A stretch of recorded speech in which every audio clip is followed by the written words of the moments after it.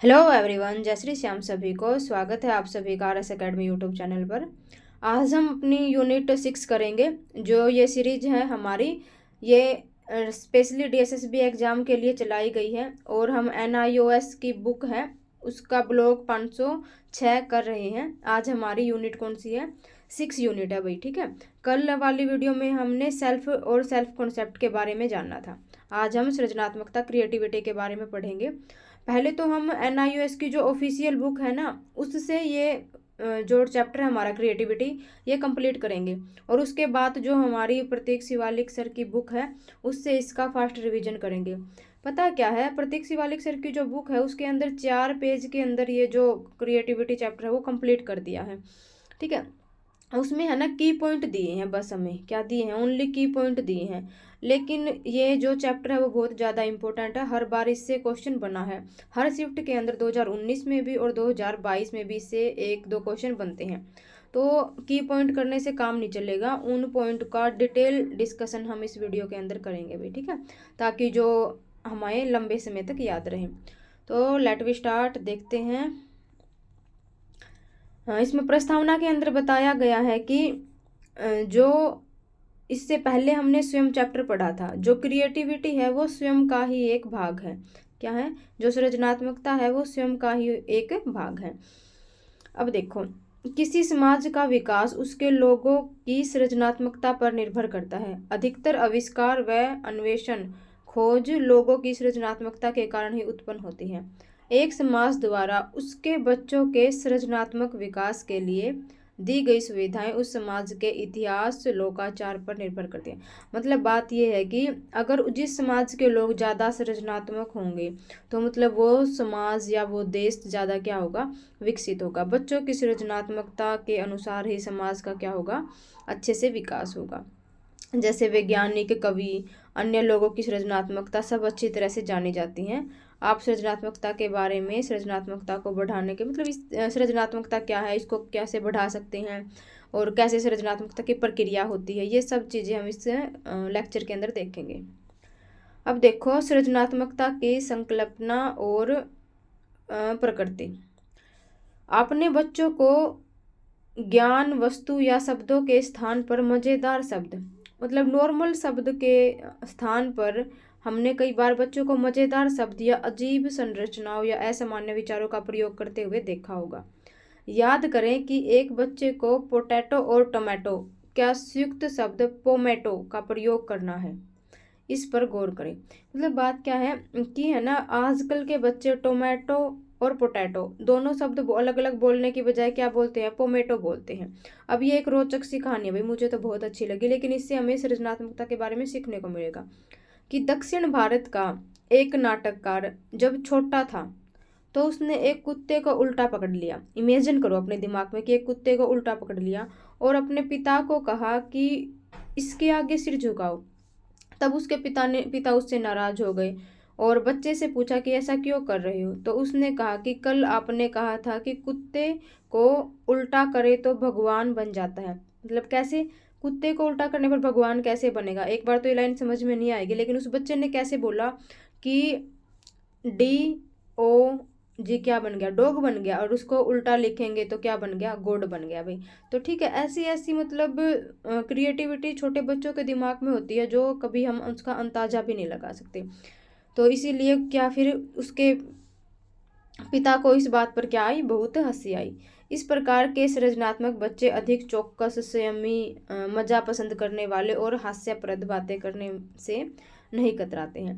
अधिकतर बच्चे जन्म से ही सृजनात्मक होते हैं। अधिकतर बच्चे क्या है, जन्म से ही सृजनात्मक होते हैं।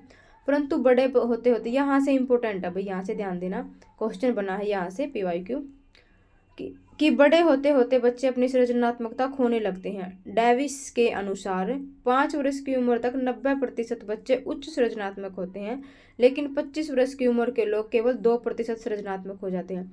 मतलब बात क्या है कि जो सृजनात्मकता है ना, वो नकारात्मक रूप से प्रभावित होती है। उम्र सृजनात्मकता को नकारात्मक रूप से प्रभावित करती है। क्या, इसमें ध्यान देना, ये लाइन इंपॉर्टेंट है। जो उम्र है वो सृजनात्मकता को नेगेटिव रूप से इफेक्ट डालती है।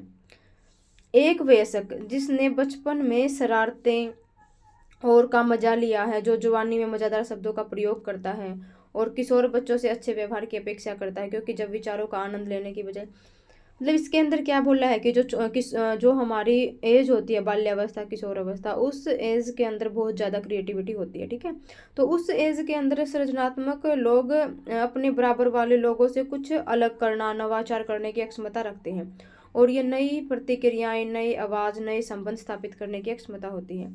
दो या दो से अधिक संबंध या विचारों को जोड़कर नए उत्तर देना मतलब सृजनात्मकता के अंदर आता है। मतलब अपने तरीके से किसी चीज को प्रस्तुत करना सृजनात्मकता आता है। उसके अंदर किसी भी प्रकार की मतलब या तो नकल ना हो, सृजनात्मकता है वो नकल के खिलाफ है भाई। सृजनात्मकता किसके खिलाफ है? सृजनात्मकता नकल के खिलाफ है। ठीक है, और बच्चा दो या दो से अधिक असंबंधित शब्दों या विचारों को जोड़कर नए उत्तर बना सकता है। उपकरणों का एक तरीके से उपयोग करके भी बच्चा अपनेपन को अभिव्यक्त कर सकता है। मतलब जो उपकरण होते हैं, उपकरण लाइक कुछ भी इलेक्ट्रिकल सामान हो गया, खिलौने वगैरह हो गए, कुछ भी, तो उसको तोड़ मरोड़ कर अपने तरीके से अभिव्यक्त करना सृजनात्मकता के अंदर आता है। ठीक है, अब देखो, मनोवैज्ञानिकों ने पाया है कि बच्चे सामान्य से हटकर जो कई मानदंड और परंपराओं का पालन नहीं करते, कभी कभी असामान्य विचार प्रकट करने की हिम्मत रखते हैं, जो उनके बराबर वाले या अन्य व्यक्ति सोच भी नहीं सकते। सृजनात्मकता को कभी कभी यहाँ से इंपॉर्टेंट लाइन ध्यान देना कि सृजनात्मकता को कभी कभी समस्या समाधान करने की क्षमता भी समझा जाता है, जिसमें मौलिकता की विशेषता होती है। जब एक ट्रक माल से, हाँ ये तो एग्जाम्पल आ गया, मतलब यहाँ से ध्यान रखो कि सृजनात्मकता को किसी भी समस्या का समाधान करने के लिए भी क्या किया जाता है? अपनाया जाता है। ठीक है, और जो हास्यप्रद सृजनात्मकता का महत्वपूर्ण भाग है यही है कि मतलब किसी भी चीज को अगर हम नए तरीके से सुनते हैं या नए तरीके से पाते हैं तो उसके तरफ हमारा ध्यान क्या होता है? अट्रैक्टिव होता है। अब मान लीजिए कि पहले सिर्फ क्या था, लोग बैग यूज करते थे, कहीं आने जाने के लिए, सामान लेने के लिए बैग यूज करते थे, लेकिन किसी ने उसके अंदर अपनी क्रिएटिविटी दिखाई और उसके नीचे उसके क्या लगा दिए? पहिए लगा दिए, और फिर वो क्या बन गया? ट्रॉली बैग बन गया। तो ये क्या है? सृजनात्मकता है। ठीक है, फिर ऐसे ही ये देखो कि पहले सिर्फ है ना रेडियो का यूज होता था, लेकिन आज के टाइम रेडियो का यूज क्या हो गया? बंद हो गया, और उसके स्थान पर टेलीविजन आ गए, कंप्यूटर आ गए, ये वाली चीज। ये क्या चीज है? सृजनात्मकता ये तो है। ये होगी बड़े लेवल पर, लेकिन छोटे लेवल पर बच्चों के अंदर देखें तो मतलब मान लीजिए हम बच्चे से कोई चीज पूछते हैं तो उसका बच्चे अपनी सोच के अनुसार क्या जवाब देते हैं, फिर उसके सारे विचार को इकट्ठा करके फिर हम हिसाब लगाते हैं कि ये चीज तो हमने कभी सोची भी नहीं थी। ठीक है, तो वही सृजनात्मकता के अंदर आता है भाई। आगे देखो, सृजनात्मकता के दो प्रकार बताए हैं, मौखिक सृजनात्मकता और गैर मौखिक सृजनात्मकता। मौखिक सृजनात्मकता के अंदर कविता, कहानी, नवल आदि लिखना मौखिक सृजनात्मक। देखो, नाम तो है मौखिक, मतलब बोलना, जिसके अंदर बोलकर कोई क्रिएटिविटी करे, लेकिन है क्या चीजें? कविता, कहानी, नवल आदि लिखना, जिसे दूसरे लोग क्या कर सके? पढ़ सके। यहाँ तक कि चुटकुले सुनाना, हेयुक कविताएं। हेयुक कविता का मतलब होता है कोई चित्र दिखा दिया हमने, उस चित्र की अधूरी कहानी को पूरा करना, या कोई हाफ कविता लिखी है, उस हाफ कविता को पूरा करना, ये हेयुक कविताएं आ जाती हैं। इस प्रकार की सृजनात्मकता है। फिर देखो, गैर मौखिक सृजनात्मकता के अंदर आता है पेंटिंग, चित्रकला, मूर्तिकला, कार्टून बनाना, कोलेज, रंगोली आदि भी सृजनात्मकता की अभिव्यक्ति करते हैं। सब्जियों में से पशुओं के चित्र बनाना, मतलब बहुत सारी सब्जियां हैं, उनमें उनको आपस में जोड़कर पशु के, पक्षी के चित्र बनाना, ये भी क्या है? सृजनात्मकता के अंदर आते हैं। मौखिक सृजनात्मकता, मौखिक सृजनात्मकता के अंदर क्या बताया है कि विचार, सोच की बोलचाल की भाषा में व्यक्त करना। मतलब जो हमारे विचार हैं, जो हमारी सोच है ना, उसको बोलचाल की भाषा में व्यक्त करना क्या है? मौखिक सृजनात्मकता है। अलग अलग भाषाओं में, अनुदान में व बाल घात का प्रयोग करना, गायन, संगीत, जो चीज हम बोलकर अपनी चीज दिखा सकते हैं वो क्या होगी? मौलिक सृजनात्मकता होगी, मौखिक सृजनात्मकता के अंदर आगे भी। ठीक है, अब तक हमने क्या देखा? अब तक हमने देखा है भाई जो सृजनात्मकता क्या है, कैसे सृजनात्मकता का विकास होता है, और सृजनात्मकता की मतलब अजीब क्या बताया कि जो हम इसमें इम्पोर्टेंट चीज़ क्या है कि जो डेविस ने बताया कि 90% सृजनात्मकता 2 वर्ष में होती है और 25% सृजनात्मकता 2% रह जाती है, मीन्स उम्र के साथ घटती जाती है। और नई चीज़ों को नवाचार करना और हटकर जवाब देना, किसी चीज़ का नवाचार, नई प्रतिक्रियाएं, नए जवाब, नए संबंध स्थापित करना किस चीज के अंदर आता है भाई? सृजनात्मकता के अंदर आता है। ठीक है, ये हमने देख लिया। सृजनात्मकता के प्रकार देख लिए, मौखिक सृजनात्मकता और गैर मौखिक सृजनात्मकता। अब आगे देखो, सृजनात्मकता के सोच और चरण देखो। सृजनात्मक सोच के चरण मतलब जो हमारी क्रिएटिविटी होती है उसकी जो प्रोसेस है वो कैसे होती है। सृजनात्मकता कोई जन्मजात अक्षमता नहीं होती। आज हमारे सामने जितने सृजनात्मक उत्पाद हैं वे इस कारण बन सके हैं कि लोगों ने उन पर व्यक्तिगत ढंग से सोचा है और कार्य किया है। मतलब क्या बोल रहा है कि जो क्रिएटिविटी है वो जन्मजात नहीं होती। मतलब ये नहीं है कि कोई बच्चा जन्म से ही क्रिएटिव होता है। क्रिएटिविटी है ना पर्यावरण से प्रभावित होती है। ये PYQ बना हुआ है कि क्रिएटिविटी पर आनुवांशिकता का या पर्यावरण का किसका ज़्यादा प्रभाव पड़ता है? तो पर्यावरण का ज़्यादा प्रभाव पड़ता है। आज हमारे सामने जितने सृजनात्मक उत्पाद हैं वो क्या है कि लोगों ने उन्हें एक व्यवस्थित तरीके से सोचा है तब जाकर वो कोई नई चीज बना सके हैं। ये नहीं है कि कभी कुछ, हर एक चीज को बनाने की अपनी कुछ प्रोसेस होती है और उसी प्रोसेस से जो चीज बनकर सामने आती है उसी को हम क्रिएटिविटी बोलते हैं। अब देखो, सृजनात्मकता प्रोसेस के अंदर इसके 5 स्टेप हैं भाई। 5 स्टेप कौन से हैं? तैयारी हो गया, केंद्रित ध्यान हो गया, समस्या से पीछे हटना हो गया, फ्लैक्स हो गया। इसको यहाँ से नहीं, इसको हम बुक से करते हैं एक बार, क्योंकि बुक के अंदर अच्छे से दिया गया है। इसके अंदर थोड़ी डिटेल ज़्यादा है और हमें थोड़ा समझने में सिर्फ इसके स्टेप जो इसके 5 स्टेप है ना उनका पता होना चाहिए हमें। एक बार ये देखो, फिर दोबारा, हाँ देखो यहाँ रे, सृजनात्मक चिंतन के 5 चरण दिए गए हैं। जो सृजनात्मकता है वो जन्मजात नहीं होती है। क्या दिया गया कि प्रिपरेशन, शुरू में हमने कोई भी चीज़ अगर हम स्टार्ट करते हैं या कोई नई चीज़ करना चाहते हैं तो हमें प्रिपरेशन करनी चाहिए। मतलब हम प्रिपेयर होने चाहिए कि कैसे क्या करना है, पहले क्या होगा फिर बाद में क्या होगा। इससे क्या होगा कि हम जो कोई भी चीज़ है वो सलीके से कर सकेंगे। फिर है कंसेंट्रेड अटेंशन, मतलब एकाग्र ध्यान। जो चीज़ हमें करनी है ना उसी पर ध्यान केंद्रित करना, इधर उधर ध्यान नहीं देना, वो भी सृजनात्मकता के अंदर आता है।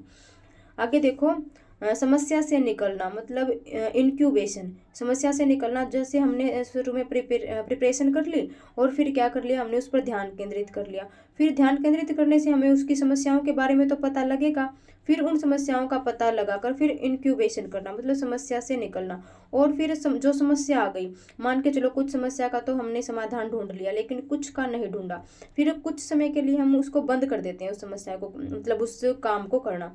फिर एकदम हमारे दिमाग के अंदर जो भी अचानक जो सॉल्यूशन आता है उसको बोलते हैं फ्लैक्स या यूरेका, मतलब अचानक समाधान या अंतर्दृष्टि। जैसे कोलबर्ग ने बताया था ना, जो चिंपैंजी वाली थ्योरी दे रखी है उसके अंदर इन्होंने यही बोला, इनसाइट थ्योरी दे रखी कोलबर्ग की। तो उसी का मतलब उसी में एक नया वर्ड आया कि यूरेका। ठीक है, मतलब एकदम कोई नया समाधान सूझना, वो भी किसके अंदर आता है? क्रिएटिविटी के प्रोसेस के अंदर आता है। और लास्ट आ गया अपना वेरिफिकेशन, सत्यापन करना कि हाँ मैंने ये चीज़ क्या कर दी, बना दी, सही बनी है या गलत बनी है। अब देखो, जो क्वेश्चन बनता है वो कहाँ से बनता है? वो इसके स्टेप से बनता है कि क्रिएटिविटी का कौन सा स्टेप है या कौन सा नहीं है। ये तो कभी नहीं बनेगा कि इसको सीरीज के अंदर लगाओ। ठीक है, यही बने हुए हैं कि कौन सा स्टेप है या कौन सा नहीं है। तो इसको याद कैसे रखोगे? प्रिपरेशन, सेंट्रेशन, इंक्यूबेशन और क्या फ्लैक्स, और वी क्या हो गया? वेरिफिकेशन। PCIFV ऐसे याद रखो, PCIFV। एक दो बार आप अपनी नज़रों के सामने से निकाल लोगे तो याद हो जाएगा आपको ये। ठीक है, अब देखो इस बुक में कैसे दिया हुआ ये, बुक के अंदर देखो कैसे दी गई है कि तैयारी क्या है? प्रिपरेशन करना मतलब सृजनात्मक व्यक्ति अपने सारे अर्जित ज्ञान को नई तरीके से समस्या सुलझाने में लगा देता है। मतलब जो भी व्यक्ति के पास प्रीवियस नॉलेज होती है, जो भी व्यक्ति के पास पहले से नॉलेज होती है ना, उस का यूज बच्चा क्या करता है? नए सृजन करने में लगा देता है जो पहले कभी न हुआ हो। वस्तुओं, चीजों और सोच विचारों को मूर्त दृश्य रूप में सफलतापूर्वक परिवर्तित करता है। यह पूर्व तैयारी स्पष्ट मानसिक दृष्टि से ही प्राप्त करना संभव है। ध्यान के अंदर क्या बोला इन्होंने कि ध्यान मस्तिष्क का ध्यान और ऊर्जा की एक विशेष कार्य या घटना में एक पूर्व निर्धारित लक्ष्य या अनिर्धारित लक्ष्य को प्राप्त करने में लगाना, यानी मस्तिष्क को ज्ञात चीजों से अज्ञात चीजों की ओर लेकर जाना ध्यान केंद्रित है। ठीक है, समस्या से पीछे हटना, या मतलब समस्या से पीछे हटना नहीं, समस्या को, जैसे ये क्या है कि आर्किमिडीज की समस्या से पीछे हट गया और नहाने चला गया। आर्किमिडीज चेतन मस्तिष्क में तो उस समस्या को उसने छोड़ दिया, लेकिन अचेतन दिमाग में कहीं ना कहीं उसके अंदर चल रही थी। फिर एकदम उसके जो माइंड में उसका सॉल्यूशन आया, वो क्या है, उसको समस्या से पीछे हटना हो गया। और फिर जो उसके अंदर समाधान आया है ना, उसको फ्लेक्स बोलते हैं, या क्या बोलते हैं, यूरेका बोलते हैं। ठीक है। और आर्किमिडीज, आगे देखो, जो ये आर्किमिडीज का सिद्धांत है ना, ये क्या है, ये साइंस से उठाया गया, ये साइंस के वैज्ञानिक है कोई। ठीक है। आपने देखा होगा पीवाईक्यू के अंदर पॉलिटिकल साइंस के और हिस्ट्री के और स्पेशली साइंस के क्वेश्चन बनते हैं। वो कहाँ से बनते हैं, वो यहीं से बनते हैं। जो बीच में हम थ्योरी करते हैं ना, उसमें कहीं पॉलिटिकल के बारे में आ गया, कहीं हिस्ट्री के बारे में आ गया, कहीं साइंस के बारे में आ गया, तो वे पीवाईक्यू यहीं से बनाए हुए हैं। ठीक है। आर्किमिडीज का सिद्धांत क्या था, इस वैज्ञानिक ने क्या किया, इसने बताया कि कोई भी जो वस्तु है, कोई भी पदार्थ है, उसे द्रव पदार्थ के अंदर डाला जाता है। मतलब कोई भी चीज है, उसे द्रव के अंदर, द्रव पदार्थ के अंदर डाला जाता है। ठीक है। तो वो जितना स्थान घेरती है, मतलब जिस उत्प्लावन बल से, कौन से उत्प्लावन, जिस उत्प्लावन बल से वो जितना स्थान घेरती है, उसी उत्प्लावन बल से वो जो द्रव है उसको दूर हटाती है। मतलब जितना ये स्थान घेरेगी, उसी से वो उसको, द्रव को क्या करेगी, दूर हटाएगी। इस सिद्धांत के बारे में इन्होंने बताया। लेकिन ये सिद्धांत इतना जल्दी नहीं बन गया, बहुत सारी समस्या आई होंगी बीच में। इसने क्या किया कि मतलब इस पर काम करना बंद कर दिया। फिर नहाते समय उसके दिमाग में कुछ आया होगा, तो फिर उसने एकदम चिल्लाया कि हाँ, मुझे वो चीज़ समझ में आ गई। तो इस चीज़ को क्या बोलते हैं भाई, इस चीज़ को यूरेका बोलते हैं। ठीक है। अब आगे देखो, आगे है सत्यापन, वेरिफिकेशन। हम में से कईयों को नहीं पता कि वही व्यक्ति अपनी प्रयोगशाला में वापस आया अलग अलग घनों। तो सत्यापन का मतलब है कि लास्ट में हम उस चीज को सिद्ध करके दिखा देते हैं। अब आगे देखो, सृजनात्मकता को प्रभावित करने वाले कारक। ठीक है। आमतौर पर शिक्षा के सभी शिक्षार्थी सृजनात्मकता की प्रकृति को समझने के लिए आनुवंशिक व पर्यावरण के बारे में सोचते हैं। कि जो शिक्षा के जो सभी शिक्षार्थी हैं, जो सभी शिक्षा लेते हैं, वो सृजनात्मकता की प्रकृति है ना, उसके बारे में सोचते हैं कि ये आनुवंशिकता और पर्यावरण के बारे में, कि या तो आनुवंशिकता से इसके अंदर ये गुण आए होंगे या पर्यावरण से आए होंगे। तो इसमें आनुवंशिकता से अधिक भूमिका पर्यावरण की होती है। जो सृजनात्मकता है उसको पर्यावरण ज्यादा क्या करता है, इफेक्ट करता है। बच्चे जन्म से सृजनात्मक होते हैं, परंतु धीरे धीरे बड़े होते हुए अपनी सृजनात्मक क्षमता खो देते हैं। यह पर्यावरण बताता है, माता पिता, शिक्षक, पाठ्य पुस्तकें, परीक्षाएं, विद्यालय का वातावरण आदि से सृजनात्मकता को सकारात्मक के बजाय नकारात्मक रूप से प्रभावित करते हैं। मतलब जो ये सारी चीजें हैं, बच्चे को सकारात्मक के बजाय नकारात्मक रूप से क्या करती हैं, प्रभावित करती हैं। अब देखो, ये है, आपने सुना होगा 4P सिद्धांत। कौन सा सिद्धांत, क्रिएटिविटी का 4P सिद्धांत। तो भाई ये वही है, क्रिएटिविटी का 4P सिद्धांत। उत्पाद का मतलब हो गया क्या, प्रोडक्ट। प्रक्रिया का क्या हो गया, प्रोसेस। और व्यक्ति का हो गया पर्सन। और स्थिति उपागम का हो गया प्रेस। ठीक है। तो अब इस चीज को हम देखेंगे कि जो क्रिएटिविटी ऑफ प्रोडक्ट है, इसको भी अच्छे से ध्यान रखना। 4P का सिद्धांत में क्या क्या आ गया, प्रोसेस, एक बार दोबारा देखो, 4P के सिद्धांत में क्या आ गया, प्रोडक्ट, प्रोसेस, पर्सन और प्रेस। अब हम इनकी डिटेल डिस्कशन देखते हैं। देखो, इन्हें 4PS कहा जाता है। जो सृजनात्मकता का उत्पाद है, मतलब प्रोडक्ट है, प्रोडक्ट के अंदर किसी भी चीज को, प्रोडक्ट मतलब किसी चीज का उत्पादन करना, उसको नया बनाना। ठीक है। सृजनात्मकता उत्पाद मूल्यांकन के आसानी से उपलब्ध होते हैं। मतलब हम जब मूल्यांकन करते हैं तभी हमें पता चलता है कि प्रोडक्ट हमारा बना या नहीं बना। और उन्हें शारीरिक रूप से सुना या देखा जा सकता है। जो प्रोडक्ट बनाते हैं वो उसको या तो हम देख सकेंगे या सुन सकेंगे। यह पता लगाने के लिए कि कौन अधिक सृजनात्मक है, हमें अच्छे मूल्यांकन मापदंड होने चाहिए। मतलब कि हमारा प्रोडक्ट अच्छा बना है या नहीं बना, इसलिए हमें अच्छा मूल्यांकन करना चाहिए। सृजनात्मकता उत्पादन की मौलिकता का मूल्यांकन दो नजरियों से होता है। एक तो हो गया हम खुद के नजरिए से देखते हैं, और दूसरा समाज के नजरिए से। ठीक है। और आगे देखो, बस यही बता रखा है कि जो क्रिएटिविटी होती है, अगर वो आज के टाइम वो आपके लिए क्रिएटिविटी है, कि जरूरी नहीं है कि वो 10 साल के बाद भी जो चीज़ आपने बनाई वो क्रिएटिव हो। जैसे किसी ने पहले टेप रिकॉर्डर बना दिया, तब शुरू में बनाया, ये सब अचंभे की बात थी, लेकिन आज के टाइम उसको कोई पूछता भी नहीं है। ठीक है। तो मतलब यही बताया कि क्रिएटिविटी समय के अनुसार क्या है, बदलती रहती है। लोग किस प्रकार सोचते हैं। सृजनात्मक प्रक्रिया का मतलब है कि प्रोसेस कैसी होती है, लोग कैसे सोचते हैं। सृजनात्मक सोच के चरण पहले भी बताए जा चुके हैं, हमने चरण पढ़ लिए थे। इसके 5 होते हैं, कौन से PCI और FV। ठीक है, ध्यान रखना इसको, PCI FV। परंतु एक शिक्षार्थी के लिए समय तय नहीं किया जा सकता। आज ए को प्रकाश दिखा है, मतलब प्रकाश का मतलब है कि आज ए को कोई चीज दिमाग में सूझी है तो कल बी को सूझेगी। जरूरी नहीं है कि सभी बच्चों के दिमाग में एक समय कोई चीज आए। ठीक है, इसीलिए इन्होंने बोला कि कोई फिक्स समय नहीं होता सृजनात्मकता का, सबकी प्रोसेस अलग अलग होती है। और फिर उन्होंने धारा प्रवाह जैसे सोचने की अक्षमता, लचीलापन, मौलिकता आदि एक शिक्षार्थी से दूसरे शिक्षार्थी में भिन्न होती है। मतलब कोई कैसे सोचता है, किसी की सोच कैसे होती है, ये सभी क्या है कि सब में भिन्न भिन्न होती है। धारा प्रवाह इस प्रकार विभाजित किया जा सकता है, मौखिक धारा प्रवाह और संघ धारा प्रवाह। ठीक है, लचीलापन एक और आयाम है जिसमें बच्चे आपस में भिन्न होते हैं। संतृप्त सोच और भिन्न सोच क्या होती है, मतलब किसी की डाइवर्जेंट थिंकिंग है, किसी की क्या है, कन्वर्जेंट थिंकिंग है। आगे देखो, सृजनात्मक व्यक्ति उपागम का अर्थ है, प्रश्न का मतलब है कि यह जानना कि एक व्यक्ति कैसा है, कौन सृजनात्मक है, कौन सी व्यक्ति की विशेषता, मतलब व्यक्ति के बारे में जानना और उन्हें सृजनात्मक होने में मदद करना। सृजनात्मक बुद्धि में भेद एक कारक है। ठीक है, और यही बता रखा है कि जरूरी नहीं है कि जो व्यक्ति बुद्धिमान हो वो सृजनात्मक हो और जो सृजनात्मक हो वो बुद्धिमान हो। ठीक है, जरूरी नहीं है कि किसी व्यक्ति का IQ 120 हो और वो सृजनात्मकता में क्या हो, आगे हो, ऐसा कुछ नहीं होता। मतलब बुद्धि और सृजनात्मकता का आपस में कोई संबंध नहीं है, मेन बात ये है भाई इसमें। ठीक है, आगे देखो, सृजनात्मकता स्थिति उपागम का एक और तरीका। स्थिति उपागम का मतलब है प्रेस, एक और तरीका है। इसमें सृजनात्मक लोग प्रभावित होते हैं। कुछ आम कारक जो याद रखे जाते हैं, जैसे बचपन में दुख, माता पिता का बच्चे के प्रति असाधारण आदर, निर्णय लेने के लिए विचार या मापदंड की खोज, जल्दी मंजूरी, माता पिता की बच्चे के साथ निकटता। मतलब प्रेस का मतलब यहाँ कहीं ना कहीं हम एनवायरनमेंट से ले सकते हैं कि बच्चे को एनवायरनमेंट कैसा मिला है, उसके अनुसार भी बच्चे को जो क्रिएटिविटी है वो क्या करती है, प्रभावित करती है। कि एक देश से दूसरे देश, एक संस्कृति से दूसरी संस्कृति, एक स्थान से दूसरे स्थान तक घूमने का अनुभव जो अधिक स्वतंत्रता विकसित करता है।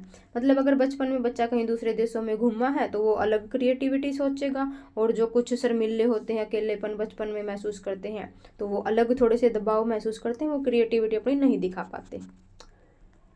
अब देखो आगे, जो हमारा पाठ्यक्रम है या पाठ्येतर क्रियाकलाप है, पाठ्यक्रम जो हम किताबों से पढ़ते हैं और पाठ्येतर क्रियाकलाप। पाठ्येतर क्रियाकलाप मतलब जो पाठ्य पुस्तकों से अलग जो क्रियाएं हम करते हैं वो वाले। इससे सृजनात्मकता कैसे विकसित होती है ये देखना हमें इसमें के अंदर। भाई देखो, शैक्षिक क्षेत्रों के संदर्भ में कक्षा में करवाए जाने वाले क्रियाकलापों को शैक्षिक क्रियाकलाप कहते हैं। शिक्षा के क्षेत्र में जो कक्षा के अंदर क्रियाकलाप करवाए जाते हैं उसको शैक्षिक क्रियाकलाप बोलते हैं। सामान्यतः ये पाठ्यक्रम जैसे विज्ञान, गणित मतलब इनसे संबंधित होते हैं, और शिक्षक द्वारा जो क्रियाएं करवाई जाती हैं वे पाठ्येतर क्रियाएं होती हैं। पाठ्येतर क्रियाओं के अंदर जैसे खेल कूद, वाद विवाद, संगीत, क्लब आदि आ गए। ठीक है, इनसे क्या होगा, इन क्रियाओं से विशेष विषय पढ़ाते समय करवाई गई माथापच्ची शैक्षिक हो सकती है। मतलब माथापच्ची का मतलब है कि बच्चे कोई खेल कूद कर रहे हैं, साथ में खेल कूद कैसा करवा रही है टीचर, जैसे वो करवा रही है कि ए शब्द से बनने वाले 5 शब्द बताओ जो ऐसे बनते हैं। ठीक है, फिर उन्होंने बोला कुछ भी बताएगा बच्चा, या फिर ये बोले कि जिसमें ए लेटर है उससे बनने वाले 3 शब्द बताओ, 2 शब्द बताओ, या फिर उससे अलग कोई ये बोल दे 5-4 लाइन टीचर ने बोल दी, फिर बोले कि इस कहानी को पूरा करो। ये क्या हो गए, खेल हो गए। इसमें बच्चे माथापच्ची का मतलब है कि सभी बच्चे अपने ब्रेनस्टॉर्मिंग, इसको बोलते हैं ब्रेनस्टॉर्मिंग, सभी बच्चे अपने अपने हिसाब से विचार देंगे। तो टीचर को क्या करना चाहिए, उन सभी विचारों का स्वागत करना चाहिए, मतलब उनको अपनाना चाहिए सभी विचारों को, और उनको कहीं ना कहीं लिख लेना चाहिए, और फिर उन पर ध्यान देना चाहिए कि किस बच्चे ने क्या जवाब दिया है। तो इससे भी पता है क्या होगा, कुछ बच्चे हैं इतना क्रिएटिव आंसर दे देते हैं जिसके बारे में टीचर कभी सोच भी नहीं सकता। तो यही बोला है कि टीचर को खेल कूद के अंदर, पाठ्य पुस्तकों के अंदर बच्चों को क्रियाकलाप करवाने चाहिए, और इसी से उनकी जो सृजनात्मकता है वो विकसित होती है। ठीक है, ये क्रियाकलाप बताए गए हैं कि सृजनात्मकता विकसित करने के लिए अनेक क्रियाकलाप हैं, 1980 में बनाया गया एक अनुमान के अनुसार सृजनात्मकता विकसित करने के 700 तरीके हैं। इन्हें दो प्रकार में बांटा गया, एक तो तकनीकी और एक शैक्षणिक सामग्री। तकनीकी काम के अंदर व्यक्ति विशेष होता है, मतलब सिर्फ व्यक्ति ही शामिल होता है, और शैक्षिक के अंदर जैसे शिक्षा से संबंधित जो भी चीज़ें हो गई, TLM वगैरह हो गई, इसमें जीरोक्स करवाना। जीरोक्स करवाने का मतलब उसी चीज़ को छोटा दिखाना और फिर शिक्षार्थियों के समूह पर उसका क्या करना, मैनुअल प्रयोग करना। आगे देखो भाई, हाँ यहाँ से देखो कि हम में से अधिकतर अपनी सोच का तुरंत मूल्यांकन करते हैं। विचार के जन्म लेने से काफ़ी पहले हम उन्हें छोड़ देते हैं, या सोचकर कि दूसरे लोग, आपके माता पिता, भाई बहन हमारे बारे में क्या सोचेंगे। ठीक है, तो इसी को जो ओसबर्न नाम के वैज्ञानिक हैं, उन्होंने 2 अवस्थाओं में विभाजित किया है। किस चीज़ को, हमारे जो सोचने का तरीका है उसको। फर्स्ट तो किया है विचार की अवस्था और सेकंड किया है मूल्यांकन की अवस्था। विचार की अवस्था के अंदर क्या है, फिर उन्होंने जो विचार की अवस्था है इसको 4 भागों में बांटा। इसके 4 सिद्धांत दिए कि किसी भी चीज़ के प्रति अगर हम विचार करते हैं तो हमें कैसा करना चाहिए, किस तरीके से करना चाहिए, वो बताया गया है। देखो, फर्स्ट तो है कि मुक्त रूप से विह्वलन होने पर बल। मतलब विह्वलन होने का मतलब है कि ओपनली रूप से किसी भी चीज़ के प्रति हम विचार करते हैं, तो जो भी विचार हमारे मन के अंदर आते हैं ना, या वो अजीब हो या पागलपन हो, महंगा हो सस्ता हो, मतलब वटएवर जो भी हो, उन सबको क्या करना चाहिए, कहीं ना कहीं हमें शामिल करना चाहिए। फिर क्या है कि जो हम उस चीज़ के प्रति विचार कर रहे हैं उसकी आलोचना नहीं करनी चाहिए, ना तो दूसरों की आलोचना करनी चाहिए और स्वयं या दूसरों की आलोचना नहीं करनी चाहिए।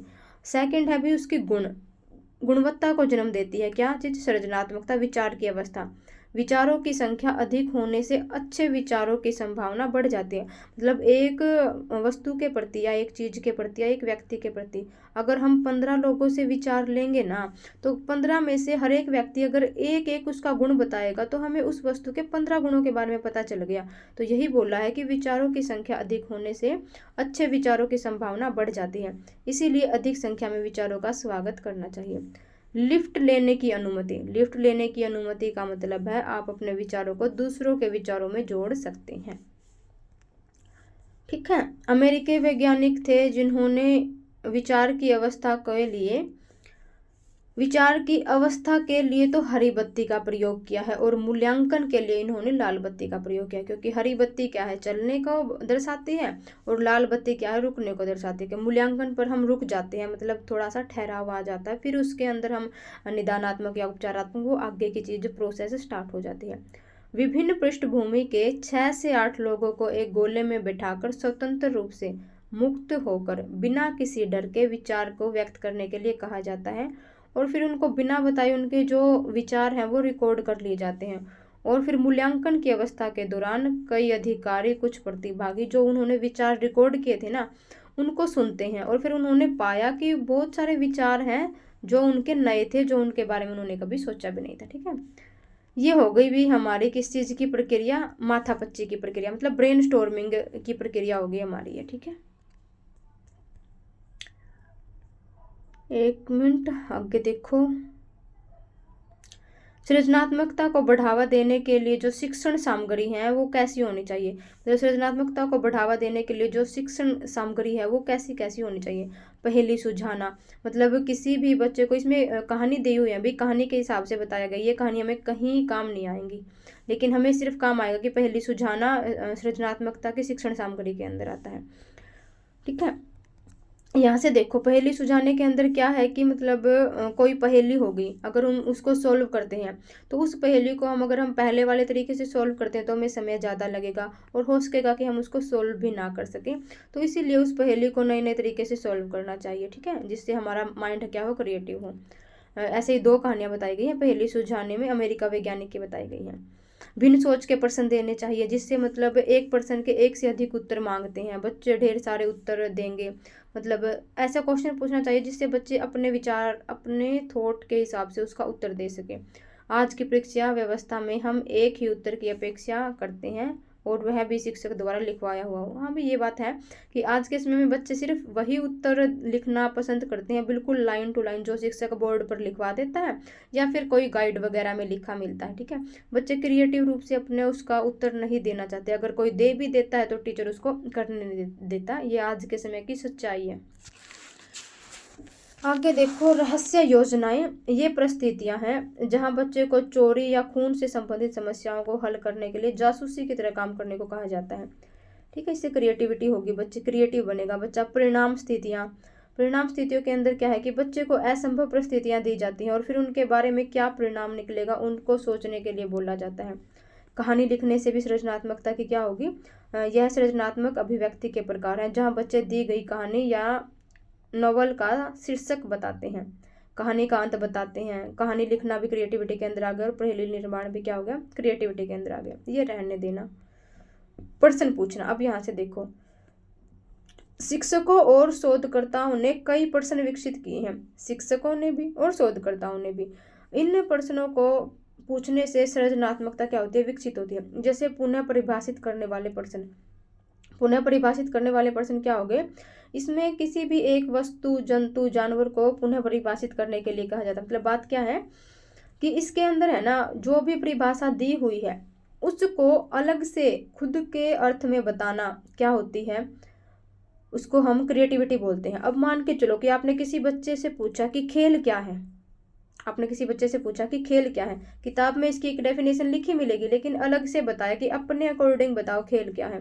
तो किसी बच्चे ने बोला कि क्रिकेट खेलना खेल के अंदर आता है, या जो कोई भी शारीरिक क्रिया है वो खेल के अंदर आती हैं। किसी ने बोल दिया कि जब हम फ्री माइंड से कोई भी काम करते हैं वो खेल आता है। ठीक है, लेकिन एक बच्चे ने यूनिक सा जवाब दिया। वो क्या दिया कि कोई भी क्रिया करना, क्या दिया कि कोई भी क्रिया करना, कोई भी क्रिया जो हम मन से करें, जो हम अपने मन से करें, अपने मन से स्वतंत्र रूप से करें, वो खेल है। मतलब कोई भी क्रिया जो हम अपने मन से अपनी मर्जी से करें वो खेल है। या तो वो पढ़ाई हो गई, या वो शारीरिक रूप से खेलना हो गया, या मानसिक रूप से खेलना हो गया।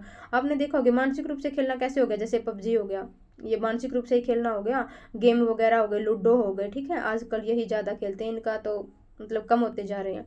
तो ये क्या हो गया, मतलब पुनः परिभाषित करना। बच्चे ने अपने हिसाब से क्या कर दी, खेल की परिभाषा दे दी। जैसे ये क्वेश्चन पूछ रहे थे कि एक फाउंटेन पेन और नल की तरह क्यों होते हैं। मतलब अजीब गरीब से प्रश्न जिसके बारे में सोचने पर मजबूर हो जाए। एक घड़ी कैलेंडर से कैसे भिन्न है, मतलब चेहरा और टीवी कैसे समान है। फिर है परिणाम आधारित प्रश्न। परिणाम आधारित प्रश्न कैसे हो गए, जैसे किसी जिसका कुछ परिणाम निकले। ये प्रश्न इस प्रकार की परिस्थितियां घटना उजागर करते हैं जो पहले कभी हुई नहीं हो या कभी नहीं होगी। ऐसे प्रश्न जो कल्पना करके वह परिणाम लिखने के लिए कहते, जैसे कि मान लो पृथ्वी पर पेट्रोल खत्म हो जाए, मान लो कि सूरज खत्म हो जाए, सूर्य कभी ना निकले, ऐसे ऐसे क्वेश्चन। ठीक है, और काल्पनिक प्रश्न क्या हो गए, जिसमें बच्चे अपने खुद की कल्पना करके जवाब दे। जैसे यदि तुम किसी बैंक के मैनेजर होते तो क्या करते, अचानक एक चींटी बन जाती तो तुम क्या करोगे, ये वाले क्वेश्चन। इससे क्या होगी, सृजनात्मकता का विकास होगा।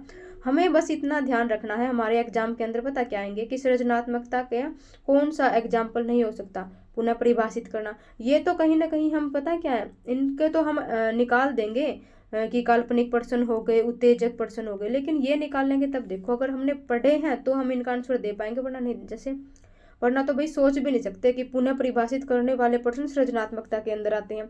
ये सोचेंगे कि पता नहीं क्या दे दिया। परिणाम आधारित प्रश्न, ठीक है, तो ये हम अगर हमने कहीं ना कहीं अगर नज़रों के सामने से निकले हैं तो हम उसका जो ऑप्शन है उनको एलिमिनेट कर सकेंगे, वरना नहीं कर सकेंगे। तो इसलिए एक बार फास्ट रीडिंग लेना इनकी बहुत ज़रूरी है। उत्तेजक प्रश्न हो गए। उत्तेजक प्रश्न वो प्रश्न जिससे पढ़ने से बच्चे के अंदर जो उत्तेजना पैदा हो कि मतलब उसके बारे में बच्चे जानने को उत्सुक हों।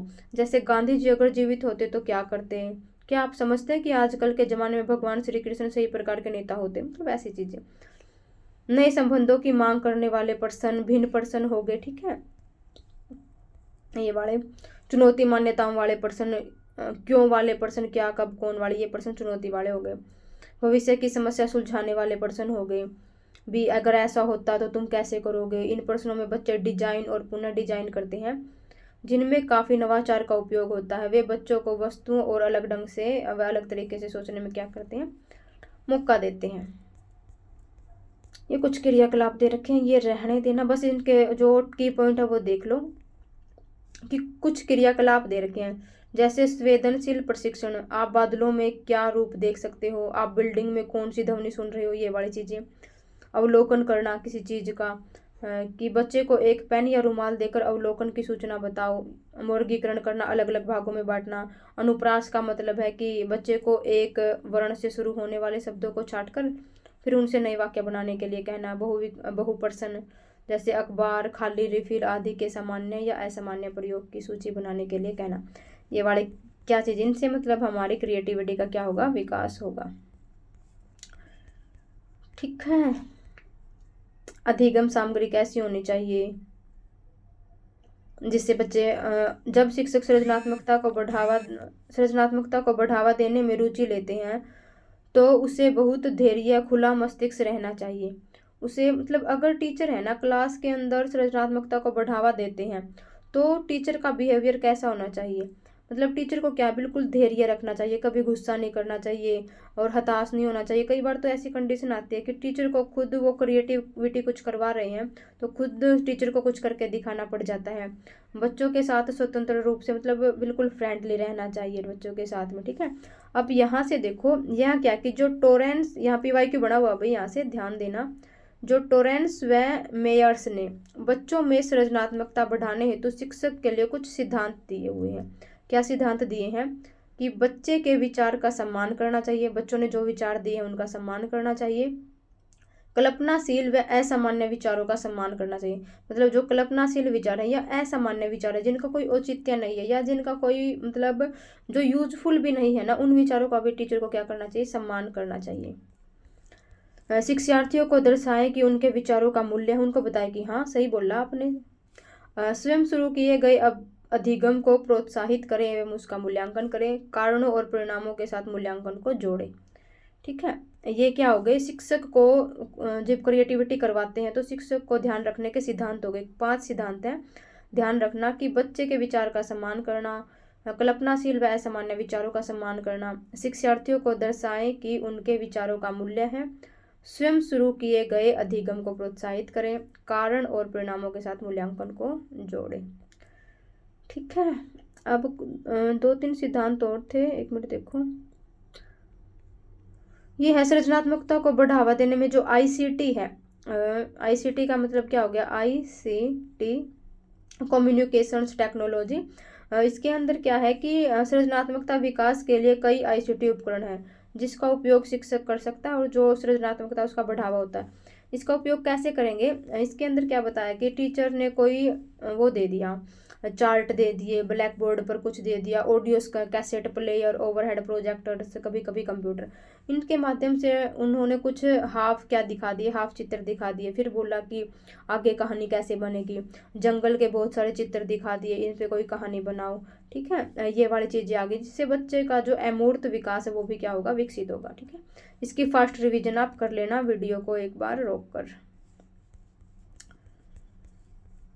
अब देखो यहाँ से एक क्वेश्चन बना हुआ कि सृजनात्मकता का मूल्यांकन, जो गिलफोर्ड और टोरेंस हैं, गिलफोर्ड और टोरेंस ने सृजनात्मकता का मूल्यांकन मतलब जो क्रिएटिविटी है उसका मूल्यांकन करने वाले पहले मनोवैज्ञानिक थे। मतलब क्या है कि जो बच्चे ने कोई चीज़ की है या किसी बड़े व्यक्ति ने कोई भी चीज़, नई चीज़ का आविष्कार किया है, वो रियल में क्रिएटिविटी है या नहीं, वो चीज़ जांचना, वो क्या है कि मूल्यांकन है।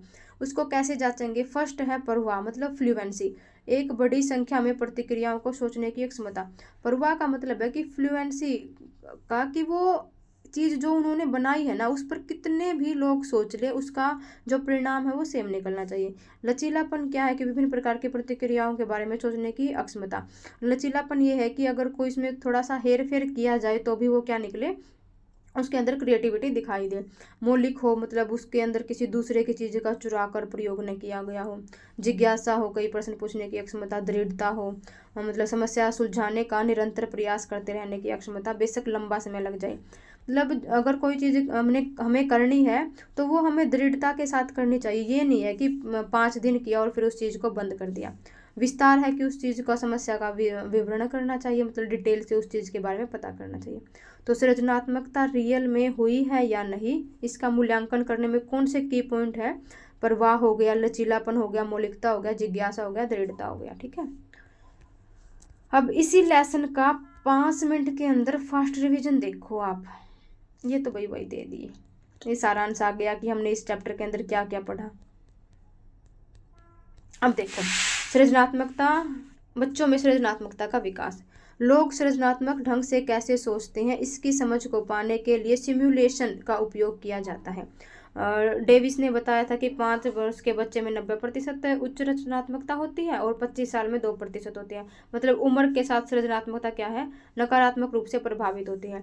IQ का ज़्यादा होना सृजनात्मकता होने के डिफाइन नहीं करता है, ये चीज़ हमने पढ़ ली है भाई। जो सृजनात्मक पुरुष होते हैं वो स्वभाव में स्त्रियों जैसे होते हैं और जो सृजनात्मक महिला होती हैं वो पुरुषों जैसी होती हैं। ये NIOS का ही की पॉइंट है भाई। ठीक है, और सृजनात्मक अभिनय असामान्य, दूसरों से अलग या समान होने की क्षमता है। तो इसीलिए मैंने है ना आपको अलग से पढ़ाया, जो डिटेल पढ़ाई थी, क्योंकि इसमें सिर्फ है ना 4 लाइन दे रखी है सृजनात्मकता के बारे में। तो मतलब दिमाग में कहीं ना कहीं डाउट रहता है कि अभिनय करना, असामान्य करना, दूसरे से अलग होने की क्षमता होती है। फिर यहाँ आकर तो बिल्कुल ही मतलब हाइक, कविताएं, लिमरिक व्यक्ति की रचनात्मकता का एक उत्कृष्ट उदाहरण है। मतलब यहाँ आकर थोड़ी सी फिर डाउट आता है कि मन में कि हाइक कविताएं क्या होती हैं। तो इसीलिए हमने डिटेल डिस्कशन पहले NIOS से किया है। और रचनात्मकता में हास्य एक महत्वपूर्ण भाग है, मतलब मजाक मजाक में कोई चीज़ क्रिएट करना। और नकल रचनात्मकता के खिलाफ है, मतलब उसके अंदर ये नहीं है कि किसी दूसरे की चीज़ का इमिटेशन करके हम उस चीज़ को कर रहे हैं, तो वो क्रिएटिविटी के अंदर नहीं आएगा।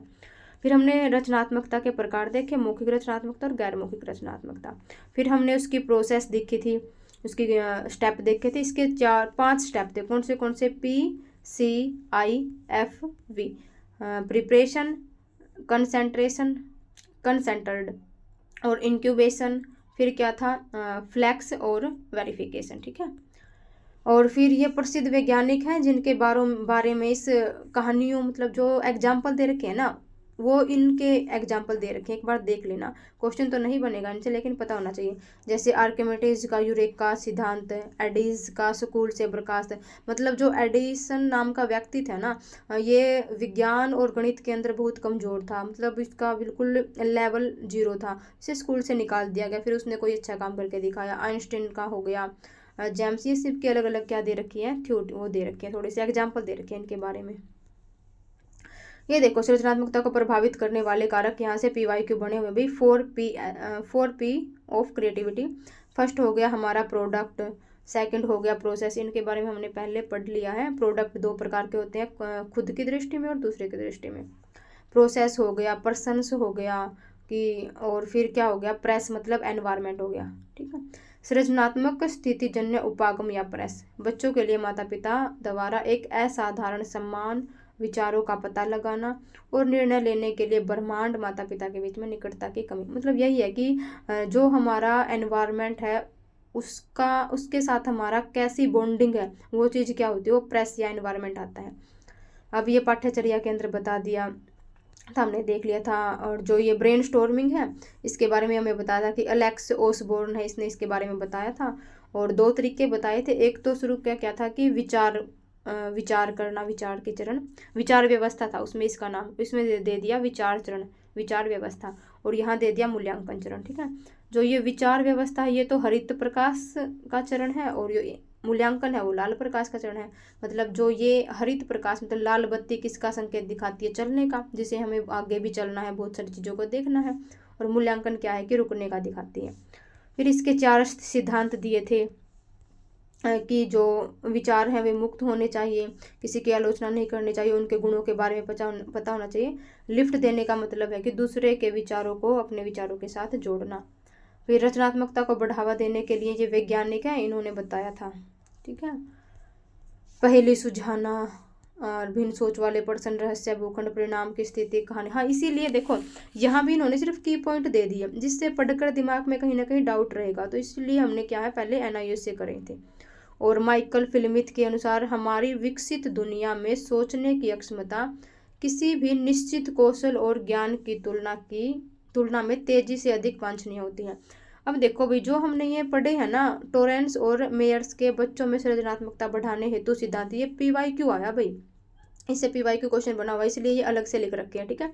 इस बुक के अंदर वो दोनों वाले जो लास्ट वाले टोरेंस और मेयर्स की और गिलफर्ड और टोरेंस की जो वे सिद्धांत है ना, जो उन्होंने बताया है, वो नहीं दे रखे, इसलिए मैंने इसको ऐड कर लिया है। अगर आपके पास बुक है तो आप भी वही ऐड कर लेना, क्योंकि दोबारा रिवीजन करेंगे ये तो है नहीं कि हर 12 महीना ये उसकी बुक खोल लेंगे और उससे रिवीजन करेंगे। तो इसीलिए इसका बेनिफिट ये होगा कि एक्स्ट्रा पॉइंट साथ साथ में ऐड करते रहो और फिर रिवीजन करने में क्या होगी, आसानी होगी। तो ये हमने 5 देख लिए थे। और जो असेसमेंट ऑफ क्रिएटिविटी है, गिलफोर्ड और टोरेंस ने पहली बार इसके बारे में बताया था। और इसके बारे में क्या क्या बताया था इन्होंने, फ्लुएंसी, फ्लेक्सिबिलिटी, ओरिजिनलिटी, इंक्यूबेशंस, परसिस्टेंस और एलोबरेशंस के बारे में उन्होंने बताया था। और साथ में देखो मैंने कुछ की पॉइंट ये भी ऐड किए हुए हैं, CTET का एग्ज़ाम हो गया या RTET हो गया, KVS एग्ज़ाम हो गया, उसमें आपने ये चीज़ पढ़ी होंगी। क्या चीज़ें जो सृजनात्मक व्यक्ति होते हैं, जो समस्याओं के प्रति संवेदनशील होते हैं, वो तो स्त्री की विशेषता होगी। जो क्रिएटिविटी होगी ना लेडीज के अंदर, तो क्या दिखाएगी, वो समस्याओं के प्रति संवेदनशील होगी। और जो पुरुष में दिखाएगी, वो जोखिम उठाने में क्या होंगे, विशेष होंगे।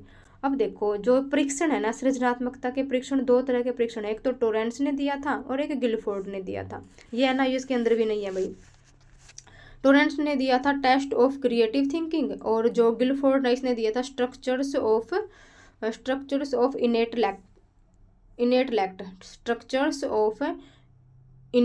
लैक्ट, ठीक है। और भारत में परीक्षण ये तो हो गए किसके, अमेरिका के, टोरेंस और Guilford. Test of creative thinking का टेस्ट करना परीक्षण के बारे में। और गिलफोर्ड ने क्या दिया था, स्ट्रक्चर्स, किसी चीज़ की संरचना, ऑफ इनेक्ट लैक्ट, ठीक है, उसके बारे में पता करना। अगर डिटेल डिस्कशन इनके बारे में आपको देखनी है तो गूगल पर सर्च कर लेना। और भारत में कौन से परीक्षण हुए हैं क्रिएटिविटी के, बाकर मेहंदी परीक्षण और BK पासी मेहंदी परीक्षण, ठीक है। इसके बारे में तो आई होप कि आप सबने पढ़ा होगा। और जो पासी परीक्षण के उप परीक्षण है भाई, ये PYQ क्वेश्चन बना हुआ है DSSB के, मतलब शायद 2019 में बना। ये पासी परीक्षण है कोई, उसके जो उप परीक्षण, तो उसके स्टेप हैं वो क्या क्या होते हैं, समस्या को पहचानना, शुरू में समस्या को पहचानते हैं, फिर असामान्य उपयोग करना, परीक्षण, परिणाम परीक्षण, जिज्ञासा परीक्षण, दृढ़ता परीक्षण और विस्तार परीक्षण। देखो ये है तो वही जो हमने पढ़ा था कि किसी भी समस्या को अगर हम वो करते हैं, उसकी कैसे कैसे उसके बारे में पता लगाते हैं कि वो सही से, मतलब उसकी क्रिएटिविटी हुई है या नहीं। लेकिन उसका नाम नहीं दे रखा है ना US में, तो उसका नाम क्या है, पासी परीक्षण के उप परीक्षण। तो समस्या पहचानना, असामान्य उपयोग परीक्षण, परिणाम परीक्षण है, मतलब कि असंभव स्थिति के परिणाम लिखना, मतलब जो स्थिति असंभव सी लग रही थी और उसके जो हमें परिणाम मिले हैं वो वाले क्या करना, लिखना। जिज्ञासा, दृढ़ता का आपको पता होगा। और विस्तार का मतलब अधूरे चित्र पूरे करना, ठीक है। तो आई होप आपको ये वीडियो है वो हेल्प कर रही होगी आपके DSSB एग्जाम के लिए, NIOS जल्दी से फास्ट से कवर करने में। तो भाई आज के लिए इतना ही, मिलते हैं अपनी अगली वीडियो में। अगर वीडियो हेल्पफुल लग रही है, कुछ ना कुछ आपकी हेल्प हो रही है, तो वीडियो को उन बच्चों के पास ज़रूर शेयर करना जो इस एग्ज़ाम की तैयारी कर रहे हैं। धन्यवाद, मिलते हैं अपनी अगली वीडियो में।